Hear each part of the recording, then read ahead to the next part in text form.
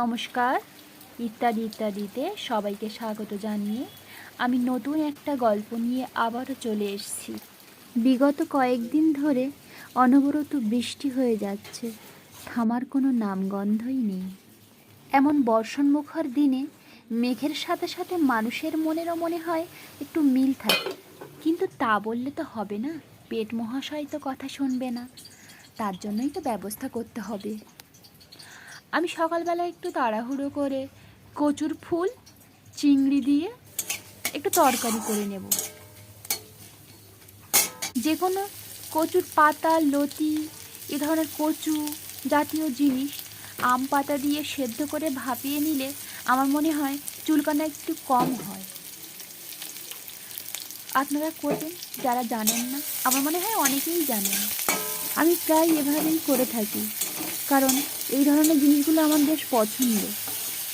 কচুর পাতা, ফুল, কচুর লতি, আমি খুব ভালোবাসি এগুলো খেতে। এমন বাড়িতেও সবাই ভালোবাসে।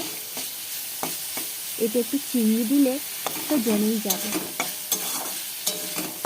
এভাবে নেড়ে চেড়ে মশলা কষিয়ে নিয়ে আমি একটু লঙ্কা দিতে হয়, জানেন, বেশি করে। আমি কাঁচা লঙ্কা ছিল না, তাই শুকনো লঙ্কা একটু বেটেই দিয়েছিলাম। আর ভাপিয়ে নেওয়া কচুর ফুলটা দিয়ে ভালো করে ঘেঁটে সেঁটে রান্না করে নিতে হবে। এই ধরনের জিনিস যত ঘাঁটাঘুঁটি করা যায় ততই এর টেস্টটা বেড়ে যায়। তাহলে এভাবেই সকালের খাবারটা খেয়ে নিলাম দুজন মিলে। তারপর বাদ বাকি কাজ যেগুলো থাকে, স্নান করে ঠাকুরের প্রসাদ, ফুল একটু সুন্দর করে সাজিয়ে দিয়েছিলাম। মাঝে মাঝে মনে হয় এমন। সন্ধ্যাবেলা দুজনে একটু বেরিয়েছিলাম বাজার করতে।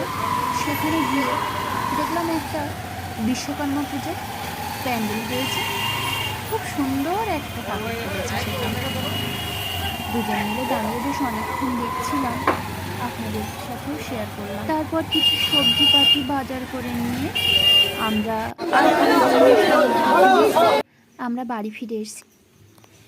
মাছ, সবজি, কিছু বিস্কুট, লঙ্কা, ধনেপাতা, নানান জিনিসপত্র যেগুলো আর কি প্রয়োজনীয় সেগুলো কিনেছিলাম।